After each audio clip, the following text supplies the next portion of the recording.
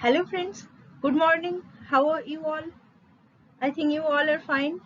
So today in this ninth lecture of electrostatic, we shall discuss about Laplace equation and boundary value problems. Okay, so let's start the video. So the first thing that why should we read this chapter? This is our first question. So the primary problem in electrostatics that we find that electric field due to some stationary charge distribution. You have certain amount of charges and then you know you have that continuous distribution, also you know rho. So the stationary charge distribution you know, and you find out the electric field, the potential due to this charge distribution. But if the charge distribution is specified, it is all right because we can find it out from using Coulomb's law. Now if we don't know the charge distribution, so what should you do? I mean, whenever there is no rho, there is no kind of information about rho, whether it is discrete or it is continuous, then we cannot determine electric field, magnetic field using Coulomb's law. So we have to do something, and that is the thing. What should we do? We have to solve Laplace equation with appropriate boundary conditions. Whenever there is no kind of information about the charge distribution, a static charge distribution, we have to apply or we have to solve Laplace equation where rho equals to 0, and then finding out the Laplace equation by solving the boundary conditions also. Okay. So what is Poisson equation? Poisson equation is del square phi equals to minus rho by epsilon naught. Now in particular, whenever there is no rho, that is charge density is 0. So what we can write? We can write del square phi is equals to 0. So this is known as the Laplace equation. Okay, alright. So let me take this pen. So this is del square phi equals to 0. This is Laplace equation. Also the static electric field or the static electrostatic field means curl of E equals to 0, and it is valid everywhere. And the solution of the Laplace equations are known as the harmonic functions. Okay. So here we have an announcement that if you are a regular viewer of our channel, you know we have our test series. You can join in our test series only rupees 249 for 5 tests. Okay, and we will provide you the solution. Topic wise test also available, cost only 549, and both, that is full length and topic wise, 699, that is 15 tests with solution we will provide. And this is the link. Please, you will get the link in the description box also. Okay, you can go and check there. So come back to our problem, that first we should know how to solve the Laplace equation. So let us take the simplest case, that is Laplace equation in one-dimensional Cartesian coordinate.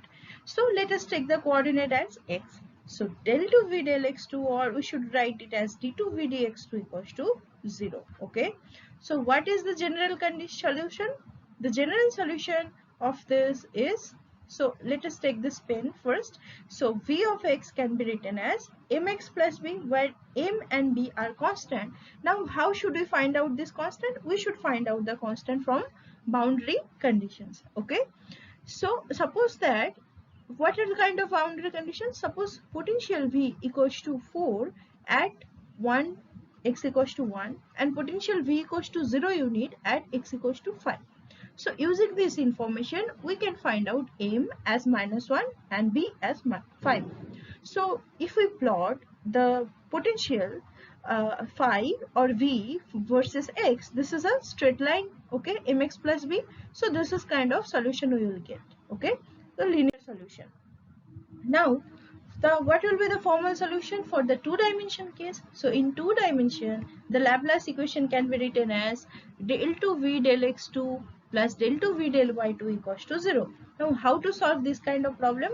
We have to apply the separation of variables. So let us take v of xy as a product of two functions. Each of them depends on x and y. So v of xy equals to x of x into y of y, and they are x and y dependent.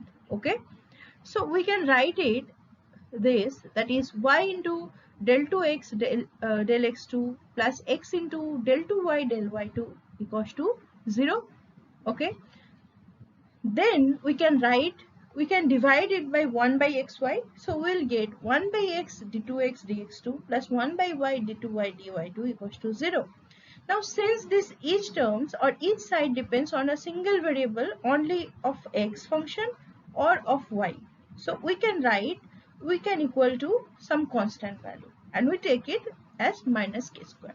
So simplify it, you will obtain two solutions, x that is a exponential kx plus b e to the power minus kx and y as c sine kx plus d cos kx, or in general v that is a function of x and y can be written as a e to the power kx plus b e to the power minus kx into c e to the c sine ky plus d cos ky. Now you can also of course exchange x and y. Okay, don't worry that why I have taken x equals to a to the power exponential function and d as the sine cosine term. You can also take x as sine cosine term and y as exponential. That is up to you.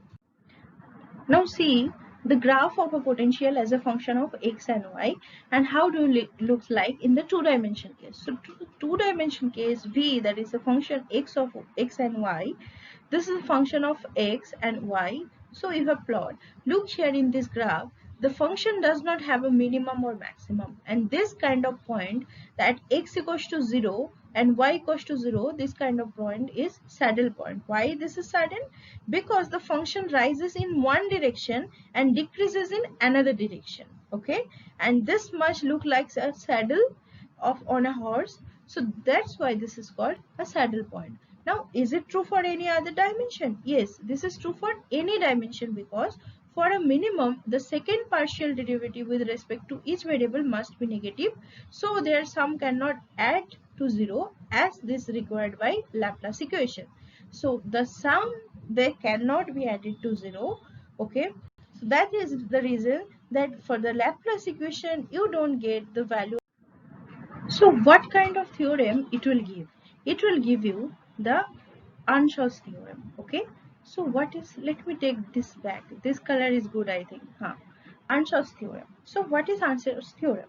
That is, this is the consequence of the solution of this Laplace equation that has no minimum, and this is that charge cannot be held in equilibrium by electrostatic forces alone, because earlier we have solved it for the electrostatic forces and potentials. So we have found out that the solution of the Laplace equation has no minimum. What does it mean? That means that whenever there is a charge and it cannot be held in equilibrium by electrostatic forces alone. So that is, if we are to keep a charge in equilibrium, we need other forces, not only the electrostatic forces. For that matter, or magnetostatic forces or static gravitational forces, and this is known as Earnshaw's theorem. Okay, so this is the free test link that is provided in our portal. You can log in to this portal site, that is remoteeducation.in/physicsbyitn/index.php, and you can register here there and you can give free test anytime you wish to give, and also you will get the solution of the free test. Okay, so we have seen the Laplace equation for the three dimension. Now we shall see the Laplace equation for the two dimension. Now we shall see the Laplace equation for the three dimension Cartesian coordinate system. So for the three dimension also you have to do the same like the two dimensional case. Whatever, here you have to take one extra z direction, that is the z component. So del 2 v del x2 plus del 2 v del y2 plus del 2 v del z2 will become 0. And now you can apply the separation of variables, that is v that is a function of x, y, z. It can be written as x of function only x, y of function y, z of function z. And this equation put and divide by this v of x, y, z put here in this equation and divide it by 1 by x, y, z. Then you will get 1 by x d2x dx2 plus 1 by y d2y dz2 plus 1 by z d2z dz2 equals to 0. So we can take that d2x by d small x2, that is this is capital X and this is small x, okay, is equals to k square plus L square x d2y dy2 equals to minus k square y, and d2z dz2 equals to minus l square z. So here, look at this solution or form of the solution. You should understand it properly that x, this is a solution which is a function of x only.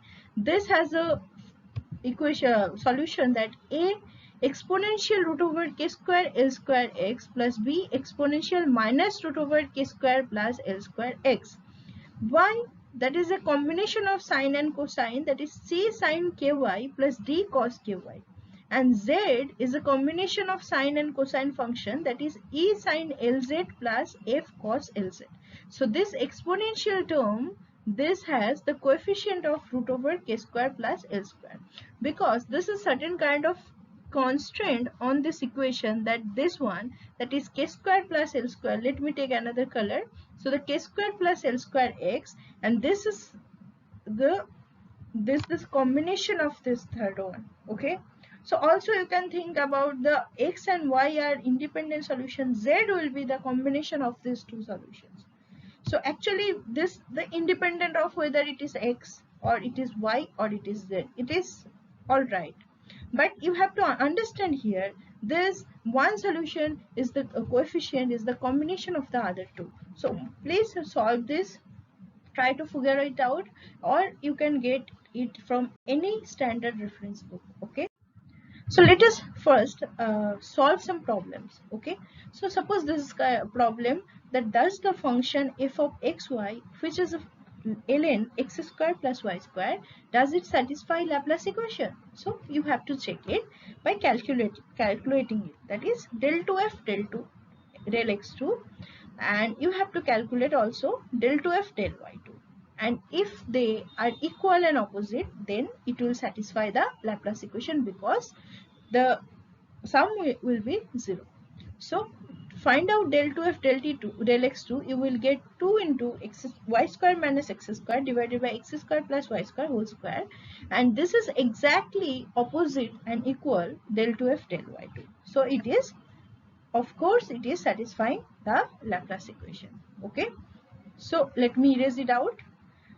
Now the next question is, find the expression for the potential in a region between two infinite parallel planes z equals to 0 and z equals to pi by 2, on which the potentials are respectively given by exponential 3x plus 4y and 0. So understand what they are asking in this question.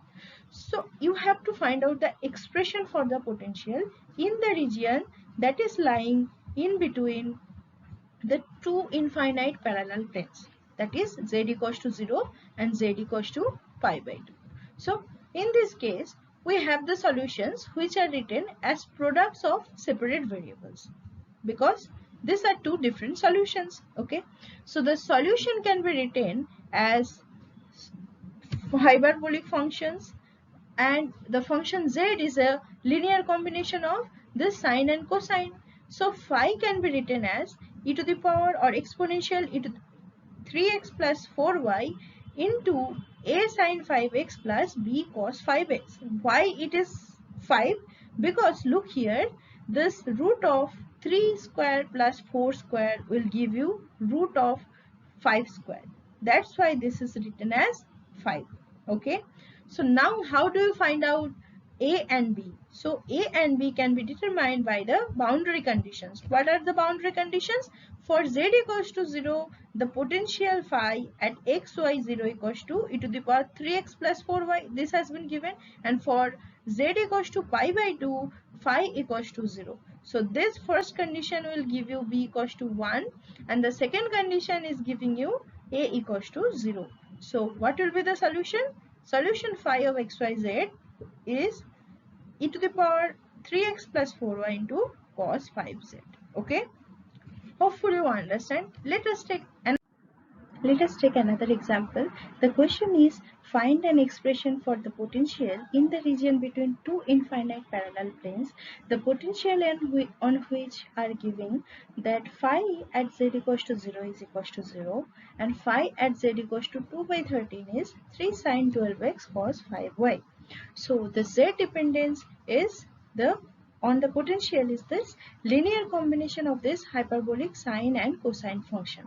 So the argument of z, that is root of 12 square plus 5 square, that is 13z. So the general potential form or expression is phi of xyz is a sine 12x cos 5y cos hyperbolic 13z plus b sine 12x cos 5y sine hyperbolic 13z. Okay, so for now find out a, b from boundary condition, that is this two. So for z equals to 0, the potential is 0. So this term will give you a equals to 0. Or for z equals to 2 by 13, this term will give you phi equals to 3 sine 12x cos 5y.